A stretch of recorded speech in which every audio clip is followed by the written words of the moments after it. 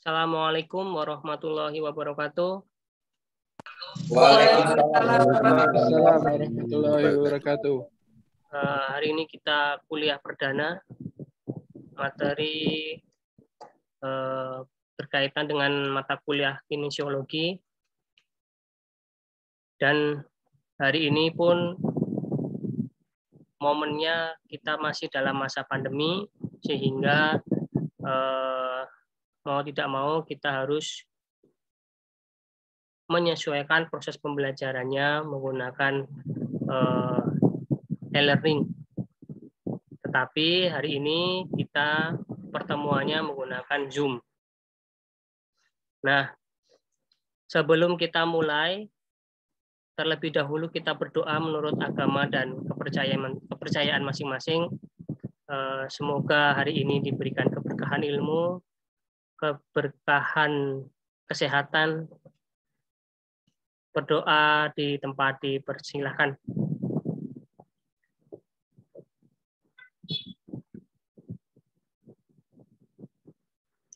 Selesai.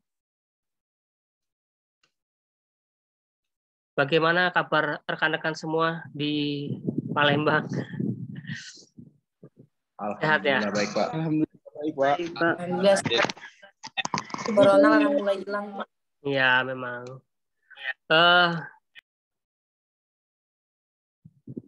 Ini kita partisipannya 28 dengan saya, berarti sekitar ada 27 orang.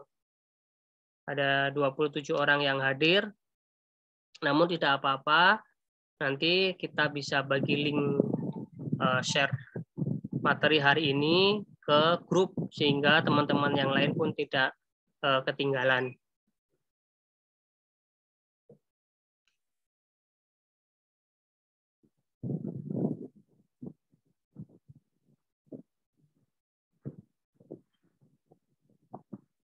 Ini ada Diki Wahyudi masuk juga ini, jadi 29.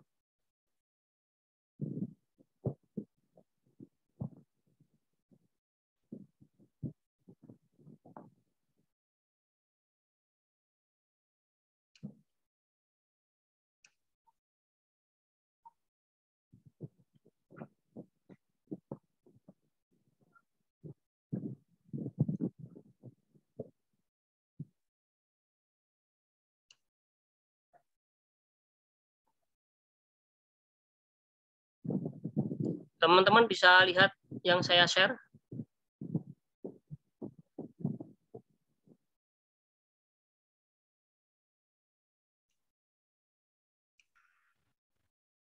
Teman-teman bisa lihat apa yang saya share? Sudah, Pak. Bisa, Pak. Bisa. Oke, saya coba ya. Ini adalah hasil karya mahasiswa olahraga yang berasal dari Korea, namanya Won Seon. Dia menganalisis gerakan sederhana dari cabang olahraga taekwondo. Nah, ini nanti yang akan kita pelan-pelan elaborasi sampai 1 semester ke depan. Sebagai contoh saja, nanti teman-teman bisa mengelaborasi dengan campurnya masing-masing. Yang futsal ya futsal, yang renang ya renang, yang volley, yang cabur angkat besi juga angkat besi, gitu kan. Kita coba untuk lihat bersama.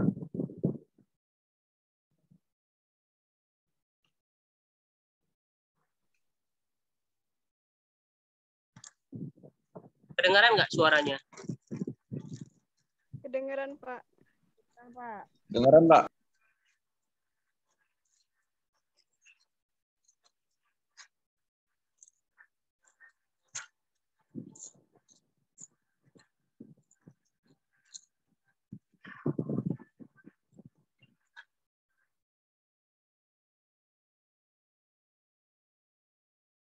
Masih kedengaran suaranya?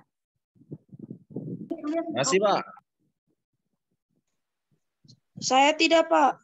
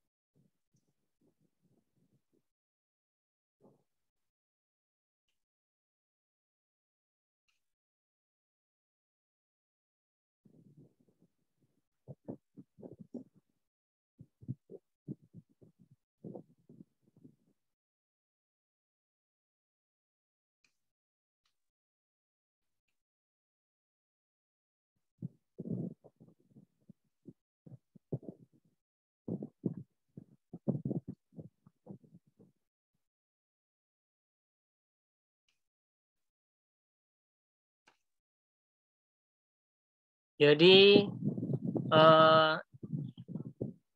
itu salah satu contoh bagaimana secara sederhana mahasiswa kita yang dari Korea Selatan menganalisis salah satu cabang olahraga yaitu taekwondo, kemudian kita kaitkan dengan beberapa gerakan yang efektif dan efisien sehingga aman. Nah, selanjutnya kita akan masuk pada materi. Saya akan share dulu materinya.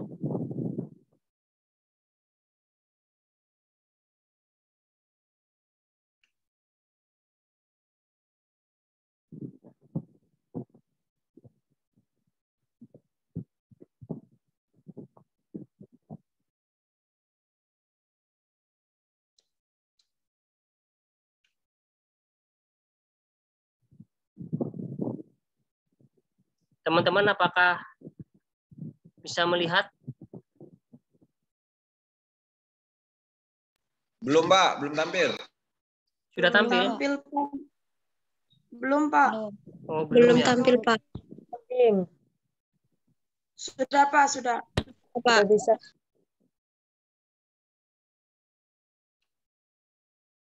Sudah bisa? Sudah, Pak. Sudah, Pak. Hari ini pertemuan Zoom, saya akan membahas sedikit tentang pengantar kinesiologi yang nantinya sampai ke sampai beberapa jam ke depan kita akan bahas ini, tapi kita lihat nanti. Duh.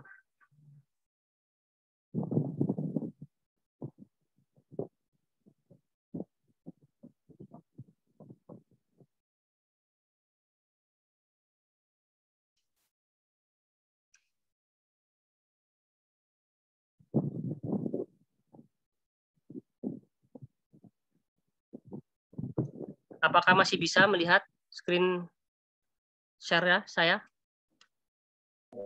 Masih, Pak. Oke. Nah.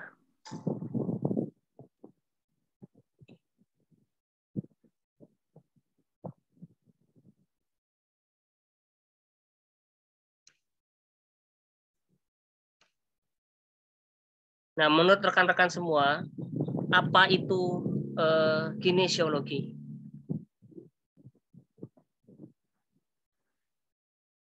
Coba setelah melihat dari video tadi, bagaimana mahasiswa olahraga menganalisis gerak tentang salah satu kecabangan olahraga yaitu taekwondo, menurut rekan-rekan semua, apa itu pengertian dari kinesiologi?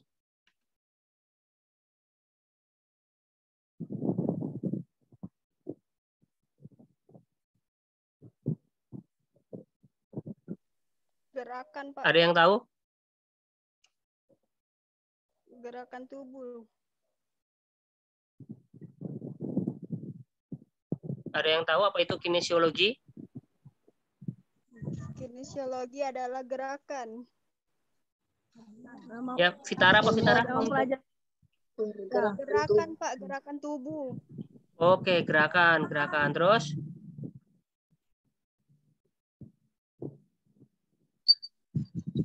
Agustin apa Agustin? Ilmu yang mempelajari tentang gerak tubuh manusia maupun non-manusia. Oke, benar. Secara tidak langsung seperti itu. Nah, itu Agustin sudah sedikit mengungkapkan itu ya. Kita elaborasi lebih dalam lagi. Ini adalah peta konsep yang hari ini sedikit ingin saya share ke kalian tentang kinesiologi. Namun pada dasarnya saya sebagai fasilitator tidak serta-merta semua sumber itu berasal dari saya. Teman-teman juga bisa mengelaborasi, melihat dari YouTube, kemudian dari Google, kemudian melihat dari jurnal, kemudian nanti pada sesi berikutnya, pada pertemuan berikutnya, kita bisa elaborasi dalam satu pertemuan.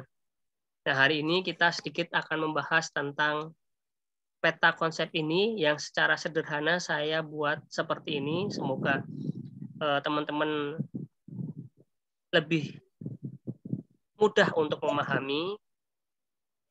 Jadi benar apa kata dari Agustin, kinesiologi adalah ilmu yang mempelajari tentang gerak.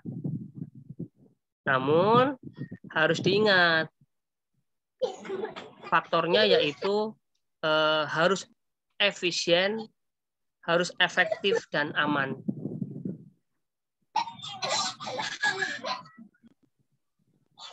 Gerak itu harus efisien. Gerak itu harus efektif. Dan gerak itu juga harus aman. Nah, gerak itu sendiri apa? Teman-teman bisa sedikit membaca di situ. Gerak adalah proses perubahan. Ya kan? Posisi dari suatu objek ditinjau dari sudut pandang tertentu. Nah, itu pengertian dari gerak. Namun, kalau kita kembalikan kepada kosakata dari kinesiologi, kines itu adalah maknanya adalah gerak, kemudian kinesiologi adalah ilmu gerak. Sehingga sangat penting sekali bagi teman-teman semua, calon guru, calon pelatih, atau atlet yang nantinya akan berkecimpung di dunia keolahragaan. Minimal tidak buta-buta sekali lah terkait dengan ilmu gerak ini. Apa yang di landasan dasarnya sudah paham seperti itu. Nah, kinesiologi ini itu banyak sekali membahas tentang ilmu gerak. Namun hari ini secara sederhana saya akan jelaskan sedikit sebagai pengantar yang kita paparkan dalam peta konsep ini. Yang pertama terkait dengan gerak dasar. Nah, teman-teman, nanti ketika menjadi seorang guru maupun pelatih, ataupun dalam kehidupan sehari-hari, itu segala aktivitasnya itu akan sangat dipengaruhi oleh gerak dasar. Gerak dasar ini dibagi menjadi 3, gerak dasar lokomotor, non-lokomotor, dan manipulatif. Nah, pada semester yang lalu, apakah sudah ada yang membahas tentang gerak dasar ini? Sudah ada, Pak. Sudah ada, Pak. Sudah? Sudah ada belum?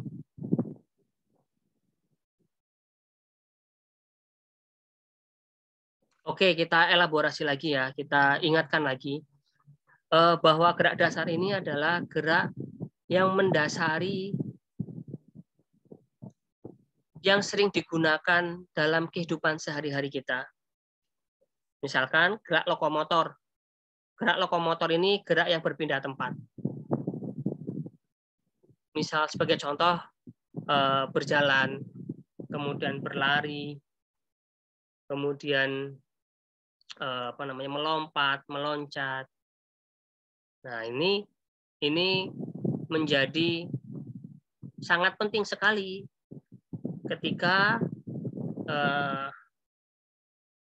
misalkan Alin tidak bisa melakukan aktivitas gerak dasar lokomotor berjalan gitu.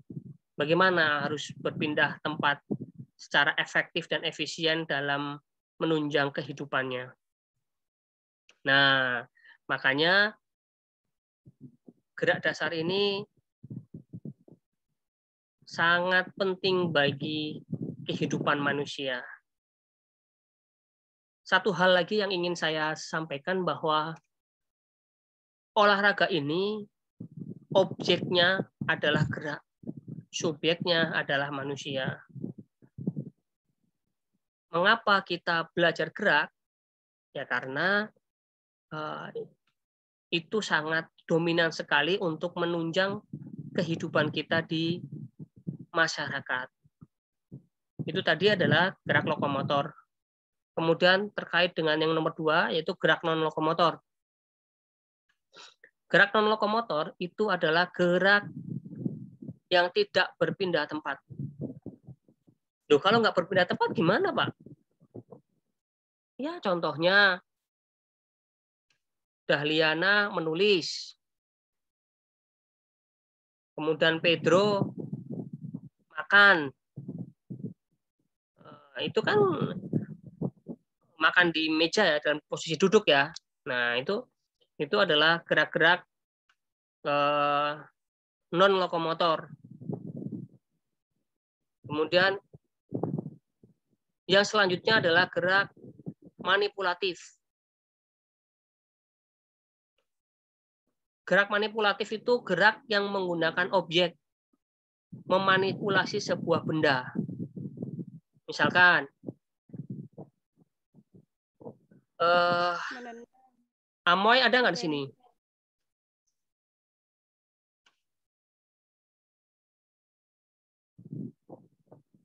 Oh, ini ada Al-Kausar. Al-Kausar, misalkan Al-Kausar ini melakukan dribbling futsal. Nah, itu kan adalah salah satu contoh gerak manipulatif. Kemudian Untung ada nggak ini Untung?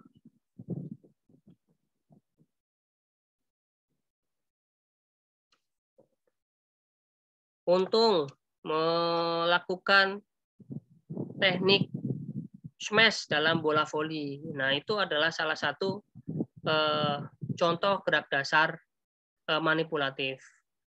Nah, yang perlu teman-teman ingat, gerak dasar lokomotor, non-lokomotor, maupun manipulatif, itu harus dilakukan dengan benar. Itulah kenapa ada pentingnya ilmu kinesiologi ini. Ketika dilakukan dengan benar, apa manfaatnya? Yaitu aman. Terhindar dari cedera. Kalaupun cedera, tidak terlalu parah. Ya, misalkan dalam sebuah teknik pertandingan futsal, tiba-tiba pada saat syuting kakinya nggak pas, perkenaan bolanya nggak pas dengan kakinya gitu kan, sehingga tidak efektif, bolanya tidak keras, hasil syutingnya tidak keras, kemudian tidak aman, ada cedera-cedera tertentu, tiba-tiba ototnya sengking gitu kan, kerasa sangat rasa sakit dan mengganggu. Nah itu yang harus dihindari. Nah, perlu rekan-rekan pahami bahwa ketika kita belajar gerak, yaitu gerak lokomotor, non-lokomotor, maupun manipulatif, rekan-rekan semua harus paham bahwa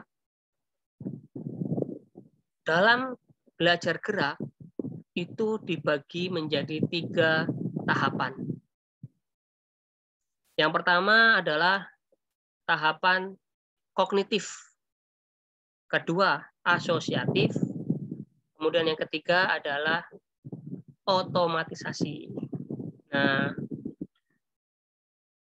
bagaimana sih implementasinya dalam proses pembelajaran maupun dalam proses berlatih? Kalau dalam kognitif itu masih teknik atau skill atau keterampilan olahraganya itu masih dalam proses mencari informasi, masih di proses kognitifnya, masih dipikirkan. Misalkan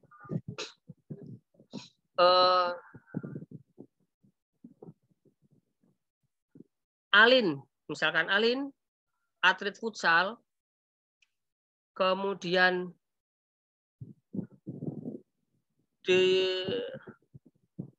diberikan tugas untuk berlatih angkat besi dengan Haryadi. Alin belum pernah belajar angkat besi. Kemudian disuruhlah megang stick. Tahap apa yang pertama dilakukan Alin? Dia akan mencari informasi. Stick ini makainya di mana? Apakah makainya di ujung? Megangnya di mana? Apakah megangnya di ujung? Atau megangnya di tengah? Atau ada posisi-posisi tertentu yang sudah ditandai, yang itu digunakan sebagai pegangan tangan. Nah, dalam proses kognitif ini akan sangat dibantu sekali oleh guru, oleh pelatih. Oh, tangannya harus begini, cara pegangnya harus begini, posisi tangannya juga begini. Nah, itu akan sangat mempengaruhi pemahaman dari penguasaan teknik itu. Jadi kalau di kognitif itu masih dalam tahap mencari informasi. Nanti diolah di dalam otak kita, nanti kemudian begitu juga adanya contoh. Misalkan ketika Alin mau melakukan salah satu teknik, misalkan clean and check dalam angkat besi misalkan. Nah, Haryadi akan memberikan contoh. Oh, kakinya begini, tangannya begini. Nah, itu masih dalam tahap kognitif. Kemudian dilanjutkanlah menjadi tahap asosiatif. Di tahap asosiatif ini, itu Alin sudah mulai coba-coba. Gimana cara megangnya, megang sticknya, kemudian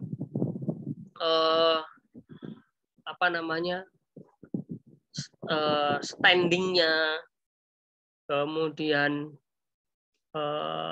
namun dalam tahap asosiatif ini masih ada proses error,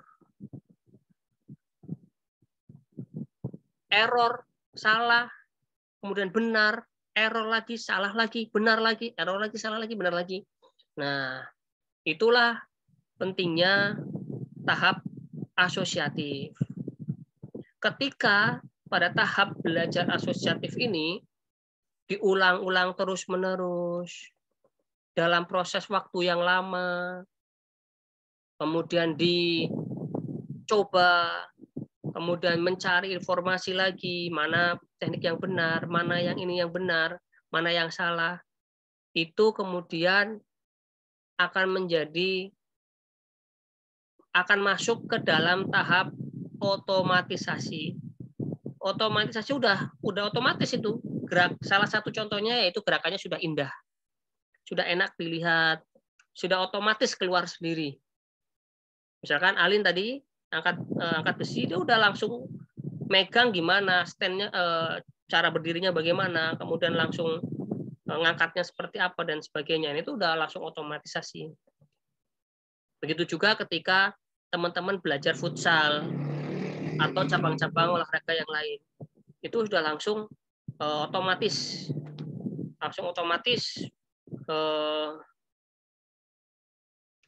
indah, enak.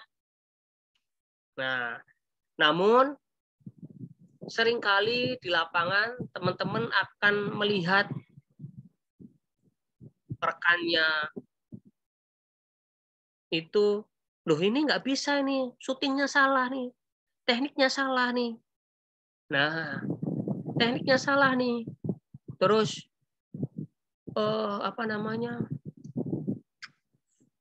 cara megang bolanya kiper salah ini, atau passing bawahnya salah nih, passing atasnya salah nih, atau smash-nya salah ini. Nah, itu pastinya masih dalam tahap asosiatif. Namun ketika itu sering diulang-ulang dalam waktu yang lama, kemudian menjadi lebih enak dilihat, gerakannya lebih luas, itu sudah masuk ke tahap otomatisasi. Sehingga ketika rekan-rekan semua melihat temannya seperti itu, ketika menjadi seorang pelatih, salah satunya adalah segera perbanyak drillnya diperbanyak. Misalkan passing dalam satu sesi di satu pos, misalkan kita pakai dalam satu pos, ternyata passingnya hanya 10 kali, misalkan tap itu berpasangan, itu perbanyak lagi. Dalam 5 menit misalkan dapat 60 kali, atau dalam 5 menit, dalam 3 menit dapat 60 kali gitu kan, tap. Nah, perbanyak terus. Kunci dari belajar gerak adalah banyak mencoba sehingga meminimalkan kesalahan, sehingga akan menjadi gerak yang otomatisasi. Nah, kalau ada istilah belajar latihan kok seminggu sekali gitu, atau latihan kok seminggu 2 kali, atau latihan seminggu 3 kali, apakah cukup? Minimal seminggu 3 kali. Kalau seminggu sekali atau seminggu 2 kali mah lewat lah itu dengan pemain-pemain yang lain atau atlet-atlet yang lain untuk lewat. Namun akan sangat bagus jika setiap hari dilatih. Mungkin dengan kegiatan yang kita tidak terasa, misalkan mengambil air di sumur, kita bisa jadikan itu sebagai sebuah latihan fisik. ya kan? Atau kemudian perpindahan dari kampus dari lantai, kita kuliah di lantai bawah ke lantai 5 misalkan gitu kan. Kita bisa naik tangga gitu kan. Itu bisa menjadi salah satu cara sederhana untuk berlatih. Nah, tahap belajar ini kognitif, asosiatif, dan otomatisasi ini menjadi satu kesatuan yang teman-teman harus pahami. Kalau nanti teman-teman yang sering latihan futsal, teman-teman yang sering latihan bulu tangkis, pencak silat, atletik, apalagi Agustin apa ya campurnya ya? Atletik apa ya? Gawang ya? Ya, misalkan Agustin campurnya adalah di atletik. Nah, itu pastinya akan sering berlatih. Ketika tidak berlatih, gerak itu akan menjadi tidak indah, tidak luas. Nah, tahap belajar ini, tahap belajar ini itu pada usia anak-anak, kemudian pada usia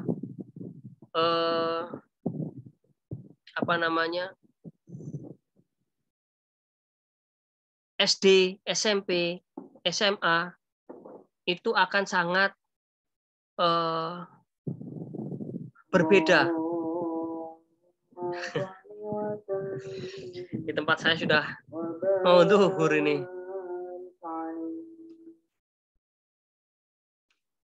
Suara saya kedengaran nggak? Kedengaran, Pak. Iya, Pak. Benar, Pak.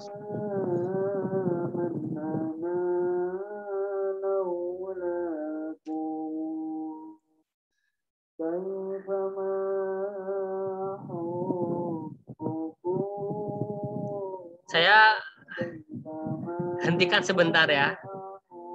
Sampai selesai azan, nanti baru kita bahas kembali. Oke, Pak. Baik, Pak. Oke ya. Iya, Pak. Silakan teman-teman kalau mau videonya dimatikan dulu juga tidak apa-apa.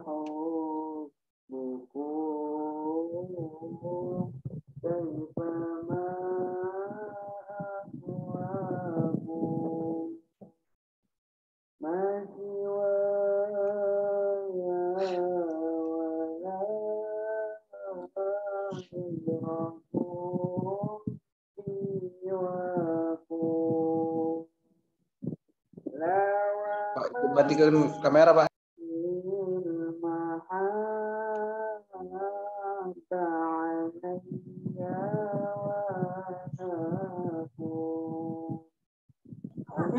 Izin matiin kamera, Pak.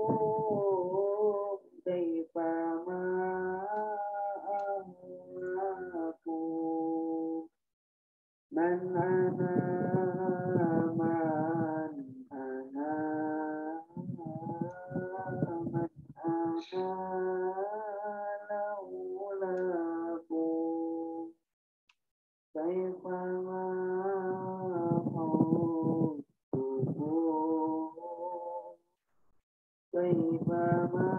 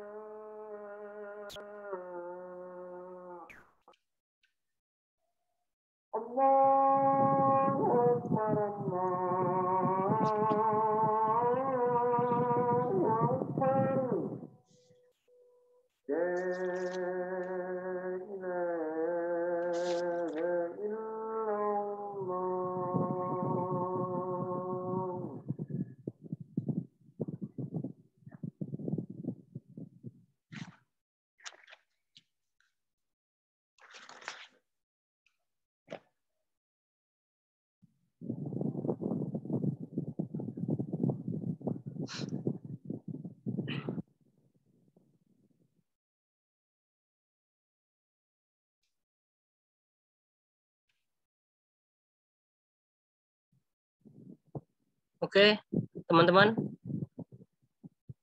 kita bisa lanjut lagi. Gimana? Bisa, Pak. Oke, kita lanjut ya. Ya, Pak. Apa yang membedakan tahapan belajar? Apa yang membedakan tahapan belajar pada usia anak-anak, kemudian usia memasuki sekolah dasar, sekolah SMP, SMA, bahkan ketika kita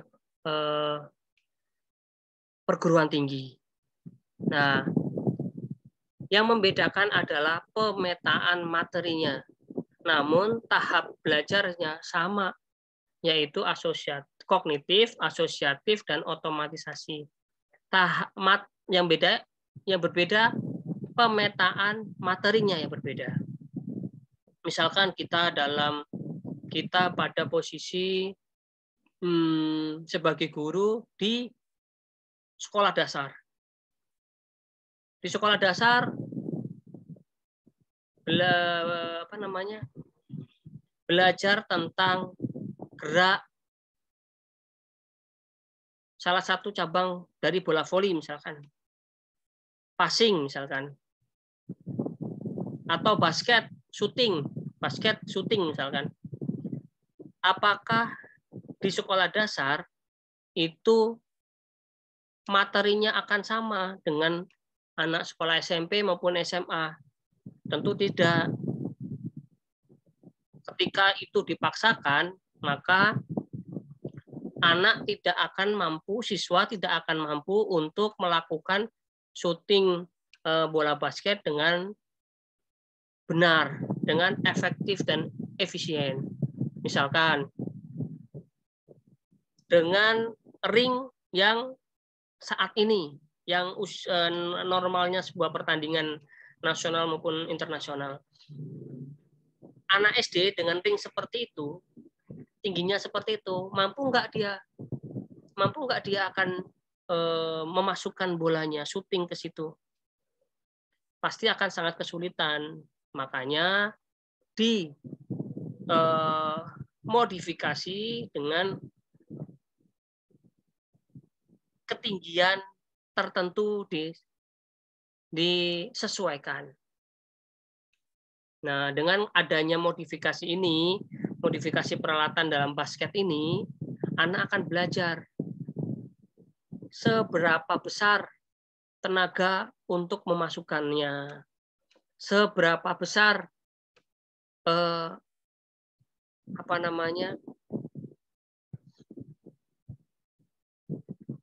tenaga, kemudian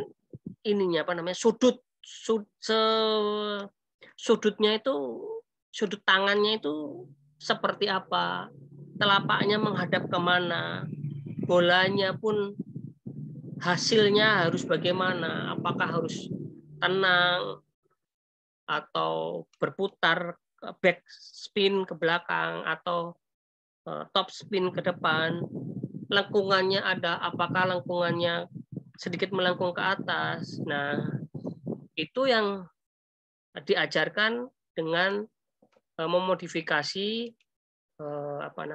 tinggi dari net, sehingga konsep belajar yang benar dan bermakna itu dapat. Benar dan bermakna. Apa maknanya benar dan bermakna? Benar. Belajar gerak yang benar, yang sesuai dengan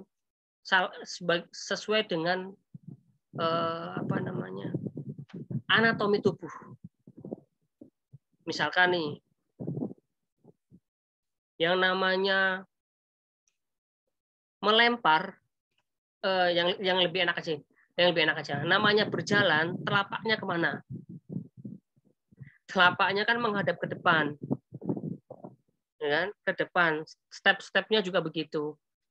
Nah, namun apakah ada yang berjalan dengan telapak kakinya tuh ngungkung gitu, agak sedikit dikerutin, ngungkung gitu lah? Ya itu ada, tapi kan nggak benar. Efeknya apa?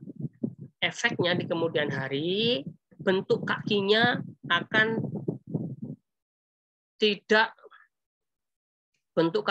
tidak proporsional. Nah, kebenaran dari gerak inilah akan mempengaruhi tubuh, anatomi tubuh bisa juga, proporsional tubuh juga bisa juga.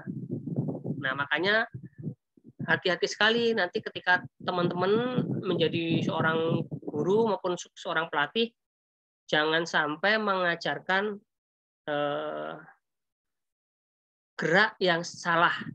Sebelumnya harus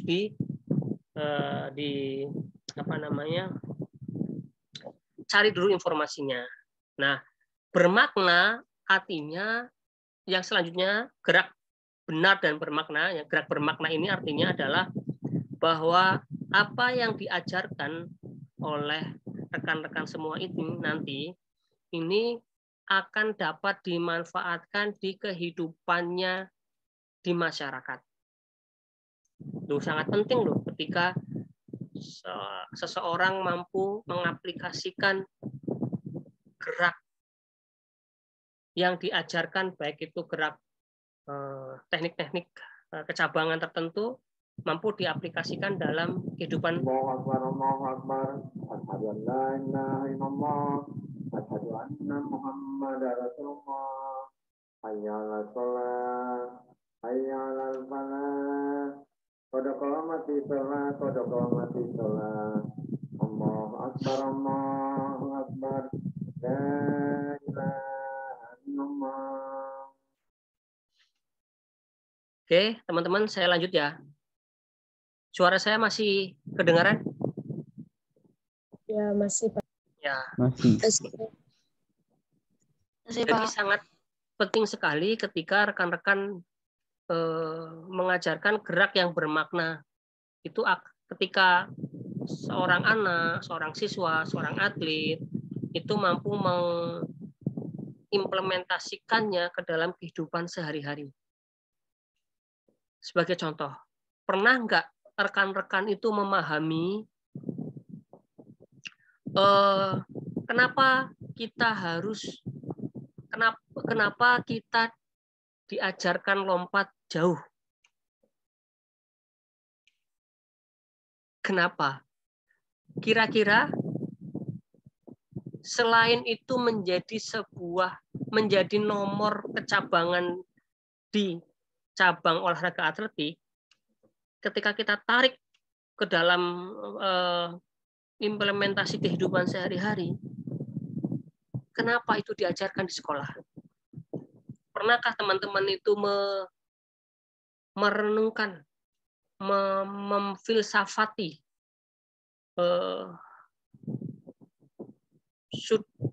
sebuah kejadian itu sehingga lebih bermakna? Kira-kira apa gitu?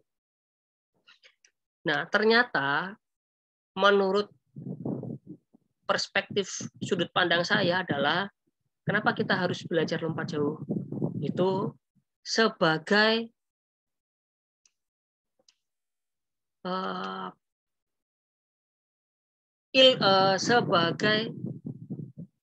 apa ya? Saya lebih sebagai media, sebagai sarana ketika nanti teman-teman dalam kehidupan sehari-hari itu mendapati lubang di jalan. Ketika ada lubang di jalan, apa yang harus dilakukan? Apakah dia muter jalan sehingga jalannya lebih jauh, atau dia turun ke bawah padahal di situ ada air sehingga sepatunya basah, atau melompati? Nah, ternyata melompati. Kemampuan-kemampuan begini ini sangat dibutuhkan dalam kehidupan sehari-hari yang tanpa kita sadari sebenarnya kita diajarilah di sekolah, kita diajarilah di SD, SMP, SMA, bahkan di perguruan tinggi gitu kan. Contoh yang lainnya. Pernahkah rekan-rekan memikirkan kenapa dalam latihan futsal itu dribbling ya, mendribble bola dalam futsal itu harus melewati gun? Pernah nggak itu teman-teman itu merenungkan kenapa sih sebenarnya kita harus seperti ini? Dalam sudut pandang saya adalah, misalkan suatu ketika teman-teman mungkin bukan berpapasan ya, berhadapan dengan motor, dengan mobil, atau dengan sepeda, itu mampu menghindar. Geraknya akan otomatis langsung menghindar. Akan otomatis perintah otak ke badannya menghindar. Menghindar ke kanan, menghindar ke kiri. Atau bahkan ada lubang, melompat. Nah, akan seperti itu. Coba tidak dibiasakan itu atau tidak dikenalkan itu sejak dini. Ada mobil. Terus ngapain? Ya pasti akan diam sendiri ya. Akan diam karena nggak dikenalkan. Itulah kenapa sangat penting sekali ketika olahraga atau gerak itu harus benar dan bermakna. Bermakna artinya gerak itu akan mampu diimplementasikan di kehidupan sehari-hari. Nah, kira-kira seperti itu. Kemudian kita lanjut. Yang namanya gerak itu disebabkan karena adanya gaya. Gaya ini, kalau dalam olahraga, itu ada gaya gravitasi. Nah, nanti teman-teman bisa baca tuh. Gravitasi itu sebagai contoh, kita melompat, smash misalkan. Kita melawan gravitasi. Kemudian kita berjalan, berlari juga tubuh kita melawan gravitasi. Berlari, kita melawan gravitasi sehingga badan kita tidak bukan jatuh ya, tiduran tuh. Seperti itulah. Kemudian ada gaya-gaya yang lain. Propulsion itu gaya mendorong ke depan. Kemudian ada gaya sentrifugal dan sentripetal. Kemudian ada gaya gesek. Kalau gaya gesek kita bisa lihat di cabang olahraga tenis meja salah satunya, itu bolanya itu digesek pakai karet bat,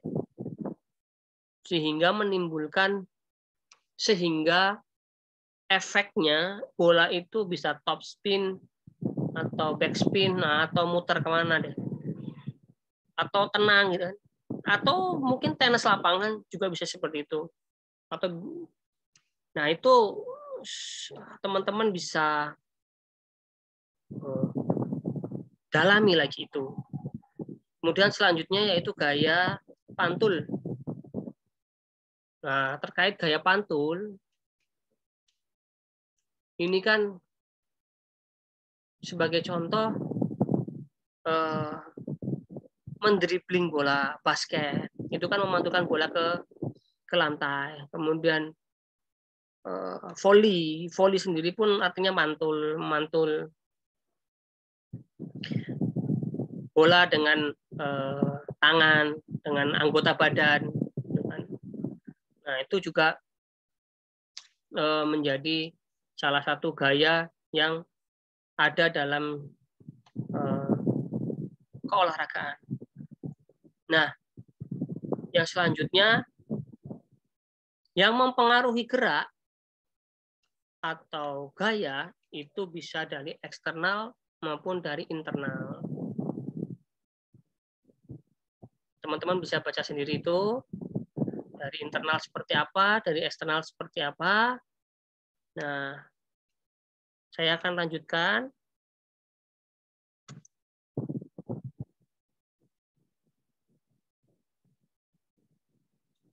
Apakah kelihatan teman-teman?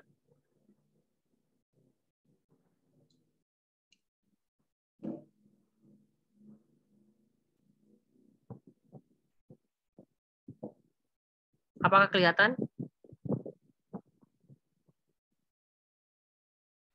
Kelihatan, Pak. Apa di situ kelihatannya? Kelihatan, Pak. Gesekan tahar udara. Apa yang dilihat di situ?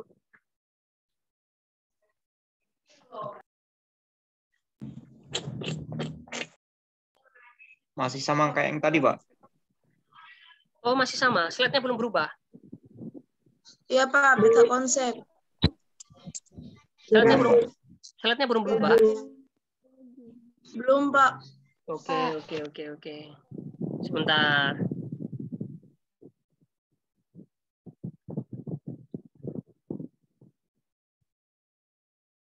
Ada sedikit kendala ini. Kenapa slide-nya belum berubah?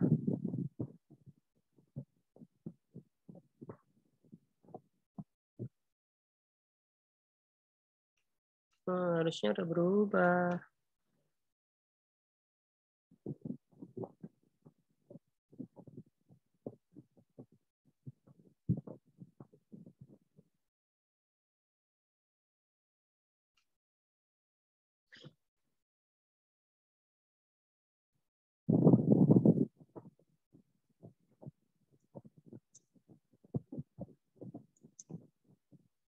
Udah?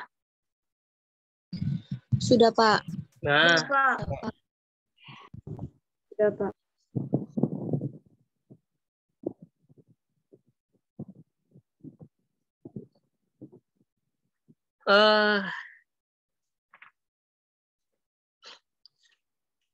saya nggak bisa lihat secara jelas tampilan di layar itu karena ada sedikit kendala teknis. Laptop saya sedikit bermasalah, tapi saya sudah hafal itu. Nggak apa-apa. Dalam gambar itu, teman-teman bisa melihat bahwa kinesiologi itu memiliki keterkaitan dengan penguasaan teknik olahraga. Ya. Itu adalah gambar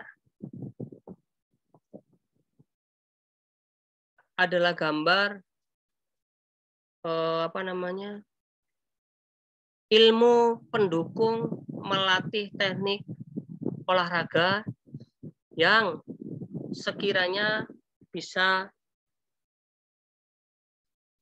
dimiliki atau dikuasai oleh seorang pelatih ataupun guru pendidikan jasmani.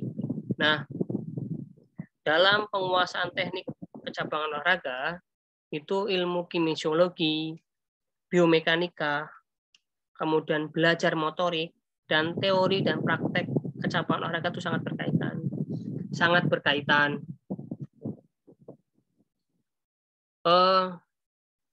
Teman-teman, tadi di awal kita sudah mempelajari tentang tahapan belajar gerak. Nah, di sini ada belajar motorik. Nah, tahapannya itu tadi kognitif, otomatisasi sama kognitif, asosiatif sama otomatisasi. Kemudian kinesiologi, kemudian biomekanika gerak, kemudian teori dan praktek kecabangan. Nah, gambar ini menjelaskan secara sederhana bagaimana pentingnya kita belajar kinesiologi. Ya, walaupun kita nggak ahli-ahli amat, tapi pahamlah bagaimana kita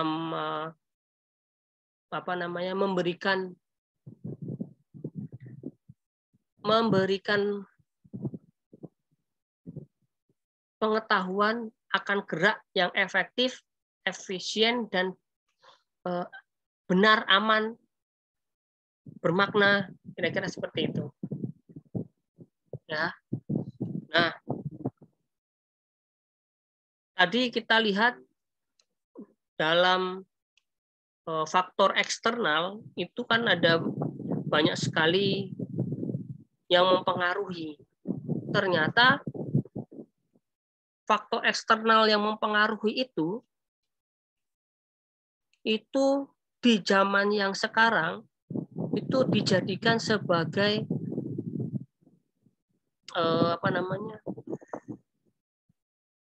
aspek untuk meningkatkan performa olahraga. Meningkatkan performa olahraga. Sebagai contoh ya,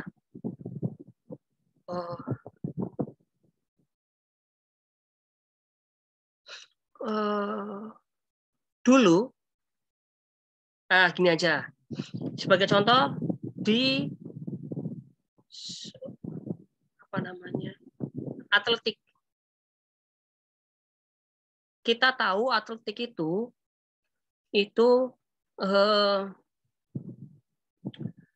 dalam berlari sepatunya itu sangat berbeda sekali dengan sepatu yang digunakan dalam kehidupan sehari-hari. Mungkin Agustin bisa sedikit bercerita nanti ketika setelah sesi ini, yaitu sepatunya menggunakan kayak sedikit ada saya paku mungkin. Kalau kita cara orang awam itunya seperti itu gitu kan, berbeda. Nah, itu ternyata menjadi lebih efektif dan efisien, menghasilkan gerak yang lebih cepat. Nah, kemudian kita lagi ada modifikasi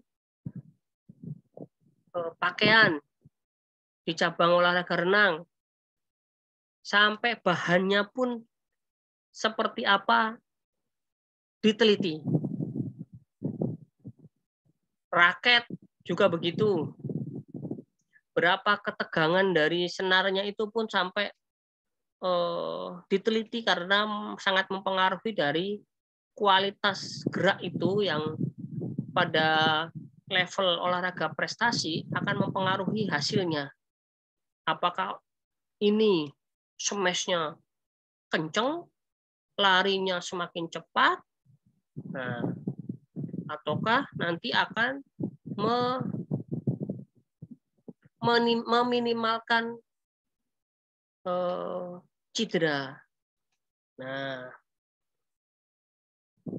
itulah kenapa kinesiologi sebagai sebuah ilmu itu sangat penting dan mendukung untuk pencapaian prestasi olahraga. Selanjutnya, nah,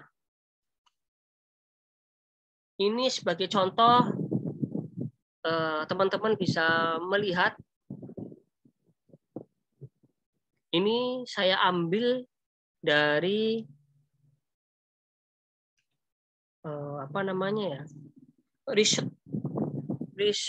inovasi riset sampai tahun 2000 berapa itu. Sampai di situ kita lihat bahwa bahan material kecil itu mempengaruhi performa gerak kita. Baik dari getaran, misalkan kita pakailah ada bahan nano, itu nanomaterial, itu ternyata mempengaruhi getaran yang ditimbulkan oleh raket ketika memukul bola pada cabang olahraga tenis. Ya kan? Itu teman-teman bisa nanti elaborasi pelan-pelan sambil di pertemuan berikutnya, ini kan masih pertemuan pertama lah, ringan-ringan aja dulu sebentar sambil membuka wawasan teman-teman semua bahwa riset-riset keolahragaan itu yang berkaitan dengan kinesiologi keilmuan gerak itu sekarang sudah digunakan untuk memperoleh atau mendukung pencapaian prestasi olahraga. Kalau bahasa kerennya kita adalah sport science, bahasa kerennya kita. Nah, tetapi kalau kita telusuri elaborasi lagi, kita kupas lebih dalam lagi, salah satunya untuk mencapai sport science itu yaitu kinesiologi, ilmu kinesiologi. Namun ada juga cabang keilmuan yang lain, psikologi, biomekanika, yang lainnya yang sangat juga mempengaruhi. Tapi pada bahasan sesuai dengan mata kuliah ini, saya hanya ingin memperdalam, mengelaborasi bagaimana kinesiologi ini menjadi sebuah keilmuan yang sangat berguna bagi nanti rekan-rekan semua, baik nanti akan sebagai guru maupun sebagai pelatih, untuk mengajarkan gerak dan juga pada akhirnya nanti akan mencapai peningkatan prestasi olahraga. Nah, itu teman-teman. Hari ini sebagai pengantar, sebagai pertemuan pertama, sebagai pembuka juga, materinya seperti itu. Semoga membuka mindset pemikiran teman-teman semua bahwa di luar sana banyak sekali yang menarik dan bisa kita elaborasi lagi. Nah, untuk mengakhiri, sekiranya saya akan memberikan tugas yang sederhana. Yang pertama adalah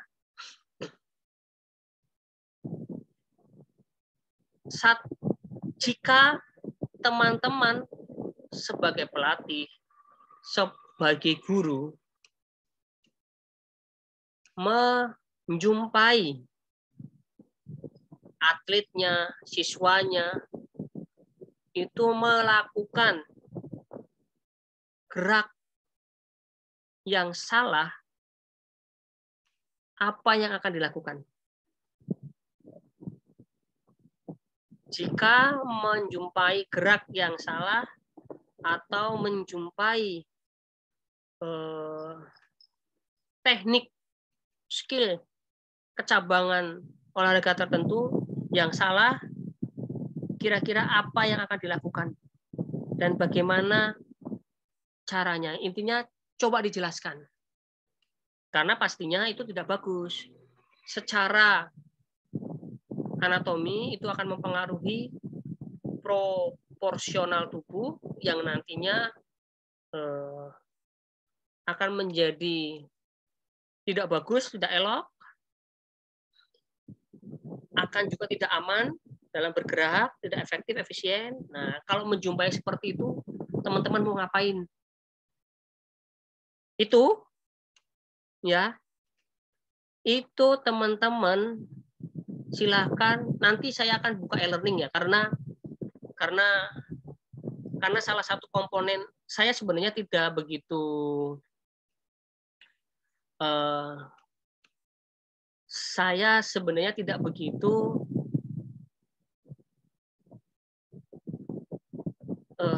saya boleh mengatakan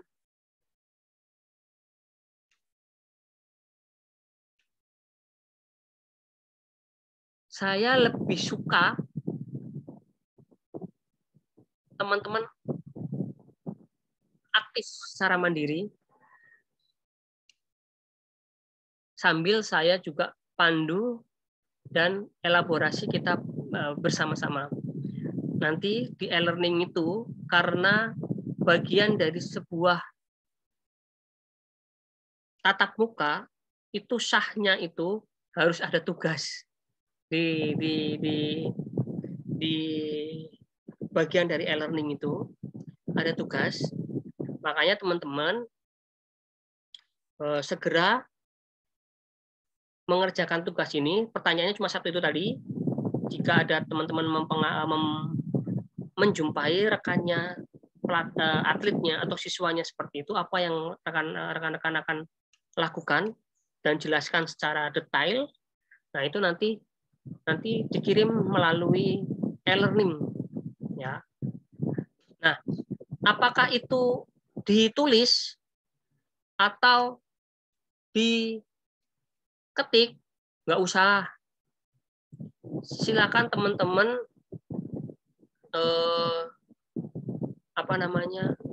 videokan saja. Teman-teman bisa videokan itu. Saat ini pun kalian teman-teman bisa langsung videokan, thread. Saya akan melakukan seperti ini. Nah, kemudian langsung kirim aja ke e-learning. Itu akan lebih efisien secara waktu dan teman-teman juga tidak akan numpuk tugasnya. Pastinya teman-teman akan banyak tugas sekali kan karena ini e-learning kan. Jadi saya hanya sesimpel itu tugasnya.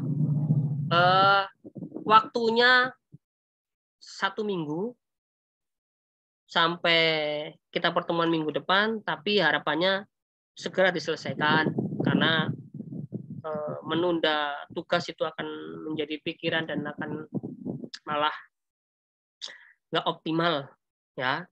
Itu tugas yang pertama. Tugas yang kedua,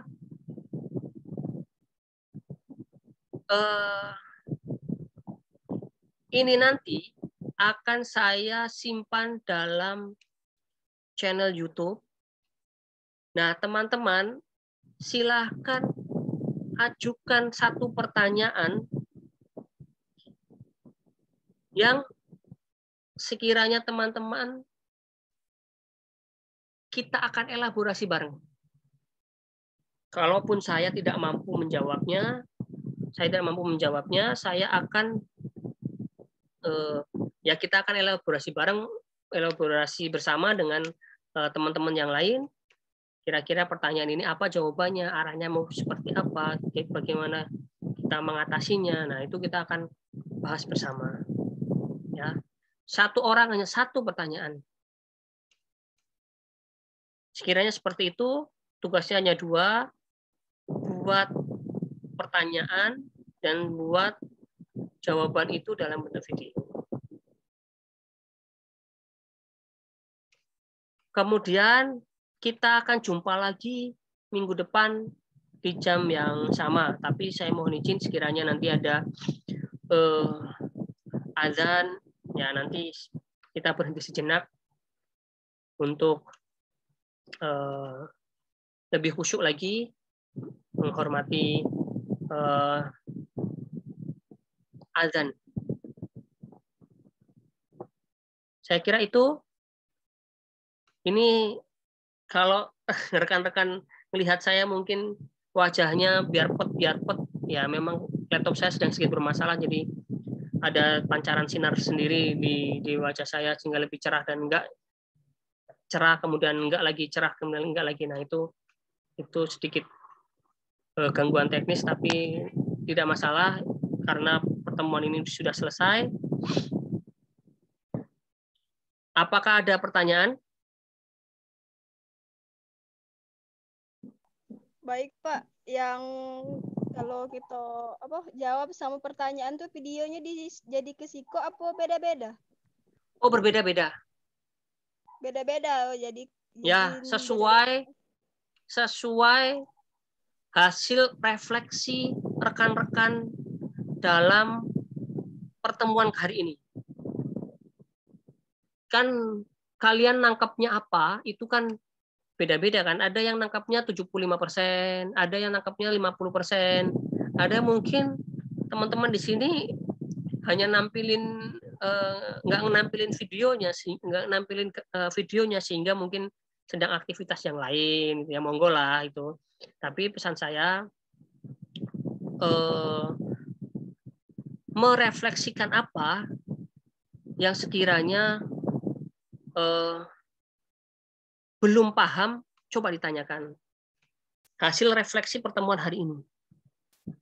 Ternyata misalkan ada kasus di rumah, di masyarakat, ada kasus di masyarakat, kasus-kasus tertentu, misalkan benar nggak sih Pak? Misalkan dalam bulu tangkis itu, ketika posisi memegang raket itu mempengaruhi dalam teknik memegang raket itu mempengaruhi dalam efisiensi gerak. Nah, itu kan kasus sekali, tapi ya monggo. Tapi kan ada juga nih yang si ini dalam cabur tenis lapangan. Ada pegangan gaya ini, ada pegangan gaya ini, ada pegangan gaya ini, mana yang efektif? Nah, yang seperti itu kan teman-teman banyak sekali menjumpai di masyarakat kasus-kasus seperti itu. Coba kita elaborasi, kita kumpulin, kita petakan, nanti kita temukan jawabannya bersama. Kasus-kasus yang seperti itu. Satu orang satu ya. Nanti saya kirim linknya, nanti kalian teman-teman akan bisa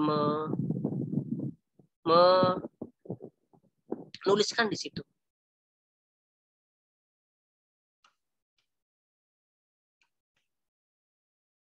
Saya kira ini yang bisa saya sampaikan. Apabila ada kekurangan, saya mohon maaf. Sekiranya dimaafkan teman-teman semuanya. Semoga pertemuan hari ini membawa keberkahan, membawa manfaat, sekiranya juga menjadikan motivasi kita untuk lebih maju. Ternyata di luar sana orang lain sudah meneliti tentang banyak hal terkait dengan prestasi olahraga ini. Terima kasih. Assalamualaikum warahmatullahi wabarakatuh. Sampai jumpa dan Waalaikumsalam warahmatullahi wabarakatuh. Waalaikumsalam warahmatullahi wabarakatuh. tetap sehat, jaga kondisi. Shalom. Pertemuan selanjutnya kita akan kabari lagi ya di grup. Oke, Siap, siap, Pak. Baik, Pak.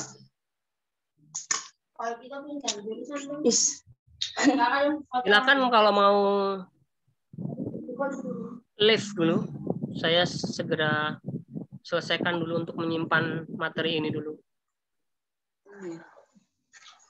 Pamit, Pak. Ya, silakan. Ya, Izin kami juga, Pak. Izin keluar, Pak. izin keluar, Pak. Ya, Pak, izin keluar.